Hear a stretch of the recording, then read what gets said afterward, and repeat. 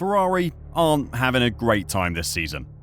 Fourth in the Constructors' Championship behind Fernando Alonso, Aston Martin, and being quickly closed down by McLaren. They're falling backwards down the grid and are at serious risk of undoing all the good that Mattia Binotto managed to do after the 2020 engine investigation left Ferrari suspiciously down on power. As worrying as the car may be, Ferrari also need to worry about their drivers, who both have the ability to drive for a more competitive team. Are Ferrari at risk of losing their drivers? If you've watched any of our previous videos on the goings-on at Ferrari, you'll probably know that we don't hold the team in the highest regard. Their form in the late 90s and early noughties was outstanding. But since Michael Schumacher and Ross Brawn left the Italian squad, Ferrari have experienced a championship drought. This season will be their 15th in a row without a title. In that time, Red Bull and Mercedes have dominated, taking all but 2 titles. Coincidentally, it was the mastermind behind Ferrari's dominance, Ross Brawn, whose team took the remaining 2 titles in 2009 before selling to Mercedes and setting up the team for Toto Wolff to take over and steer to 8 straight Constructors' titles from 2014 onwards. It's often described as an honour to drive for Ferrari. It's seen as the pinnacle of many drivers' careers to go there and win a title and gain the fame and fortune that Michael Schumacher did almost 2 decades ago. Like I said though, that was almost 2 decades ago.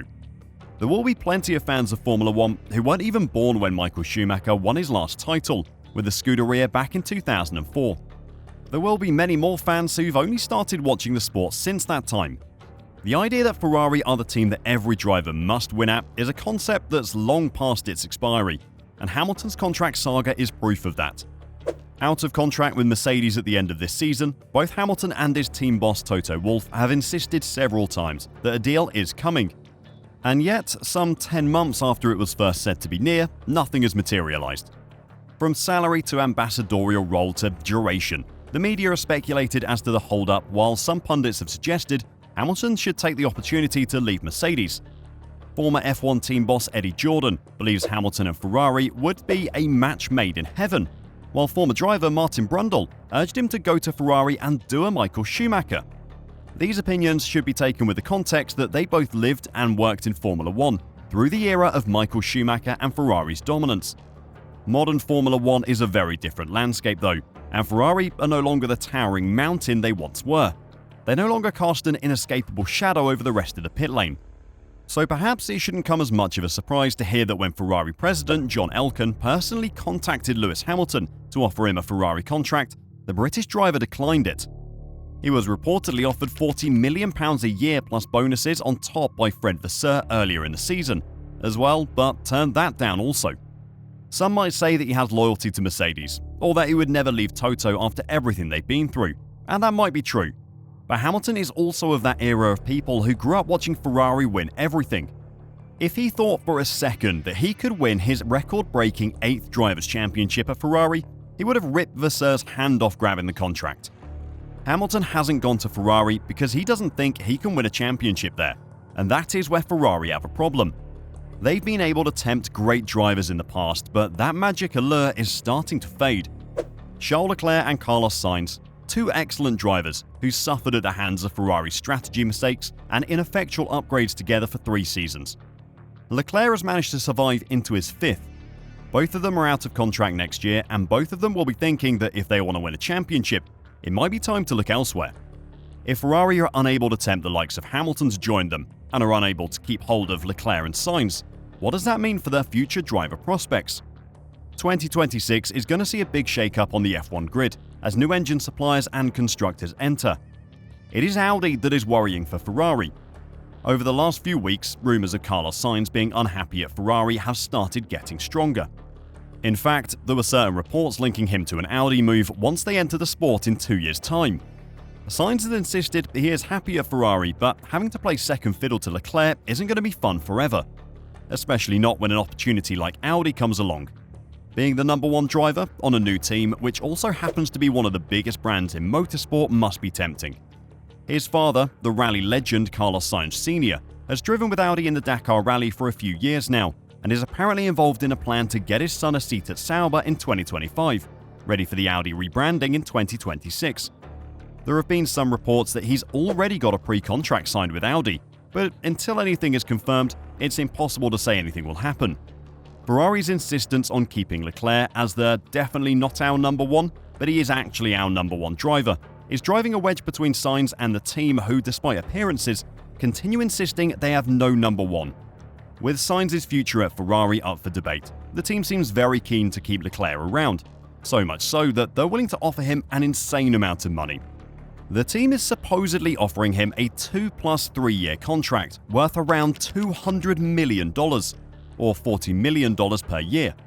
The 2 years would lock him in at Ferrari for the 2026 season with no break clause, but then, if things don't go well with the new regulations, the +3 years would allow him to leave.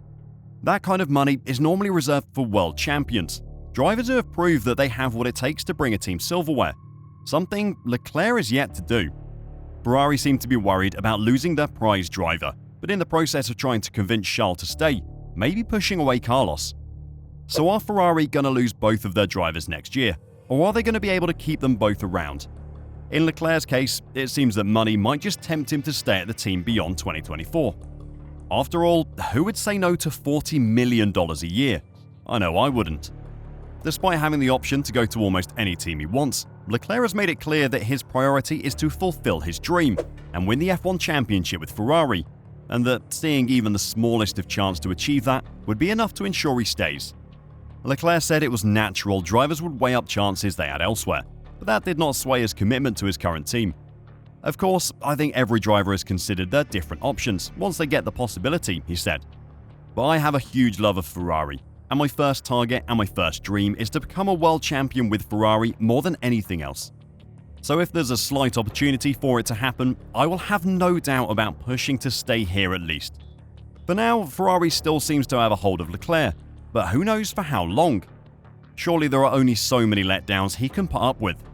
When it comes to Sainz, the team are working to keep him on board. The 28-year-old is believed to be highly rated among Ferrari's engineers, and even if they think that Leclerc is their best chance at a title, losing Carlos to a rival team would still be seen as a loss. He seemed to give the team a deadline for sorting a new contract in a recent interview as well. I do prefer starting a season already knowing where I'm going to be the following year, Carlos says, because that takes away the distraction that there always is to be negotiating a new contract, when you need to be fully focused on what you're doing on track and on the work you have to do with the team you're currently with. With Audi, among others, circling, Ferrari will have their work cut out to keep hold of Carlos Sainz beyond 2024. They might find that they have to match any contract offered to Charles to convince him to stay, because the chance to start a dynasty at Audi is a tempting prospect. And if they can't, who do they get to replace him? One of the Alpine drivers maybe? Valtteri Bottas might go. Antonio Giovinazzi? I can't imagine either of the McLaren drivers would want to move considering their recent form. But what do you think will happen? Will Sainz and Leclerc still be at Ferrari come 2025? Or have Ferrari lost their ability to sign any driver they want? Let me know your thoughts in the comments down below. And until next time, drive safe and bye for now.